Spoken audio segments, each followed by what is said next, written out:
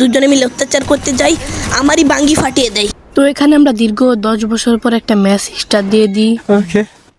তো এখানে আমরা আকাশ থেকে মাটিতে পড়ে দেখতে পাই সামনে একটা বিঘাজন আছে। তো এখানে ঘোরাঘুরির পর কিছু টুকিয়ে কোতাকুতি করে আমরা চলে যাব ফ্যাক্টরিতে। তো এখানে আমরা কালাযুদ্ধ করে ফ্যাক্টরিতে এসে পড়ি। ফ্যাক্টরিতে এসে খুব ঘোরাঘুরি করতে থাকি। তো এখানে আমরা ফ্যাক্টরির একটু আগে কক্সবাজার থেকে একটা গাড়ি ভাড়া করে আমার ছেলেকে নিয়ে যাই সামনে। नहीं सारुण के यहाँ कुछ तो गड़बड़ है।